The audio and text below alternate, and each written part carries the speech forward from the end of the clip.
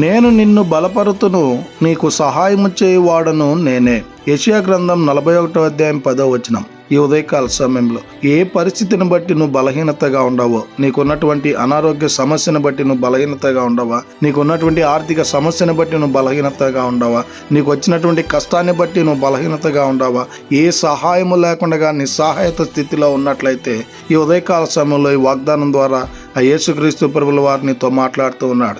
ఆయనను గనక నువ్వు ఆశ్రయించినట్లయితే, ఆయనను గనక నువ్వు నమ్మినట్లయితే నీ బలహీన పరిస్థితుల్లో ఆయన బలాన్ని దయచేసేటువంటి దేవుడిగా ఉన్నాడు. నీకు ఎలాంటి సహాయం లేనటువంటి స్థితిలో ఆ దేవాది దేవుడు నీకు సహాయం అనుగ్రహించినటువంటి దేవుడిగా ఉన్నాడు. గనుక ఇక నుంచైనా ఆ యేసుక్రీస్తు ప్రభుల వారి యందు విశ్వాసం ఉంచి, నమ్మకం ఉంచి ఆయనను ఆశ్రయించేటువంటి వారంగా ఉండాలని కోరుకుంటూ ఈ దిన వాక్యం ద్వారా దేవుడు బలపరచును గాక.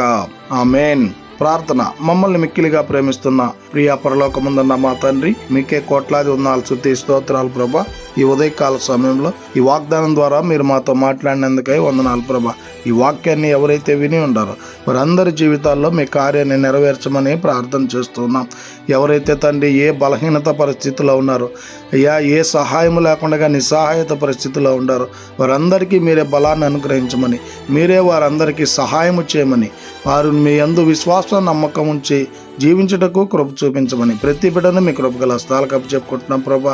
వారు ఈ దినాన ఏ ప్రయాణాలు అయితే చేస్తూ ఉన్నారో, ఏ పనులైతే ప్రారంభిస్తూ ఉన్నారో ఆ పనుల్లో, ఆ ప్రయాణాల్లో మీరే తోడై ఉండి నడిపించమని ప్రతి బిడ్డను మీ కృపగల హస్తాలకు అప్పచెప్పుకుంటూ కృపనే కోరుకుంటూ యేసుక్రీస్తు పరిశుద్ధ నామమున అడిగి మరి ప్రార్థిస్తూ ఉన్నాం తండ్రి.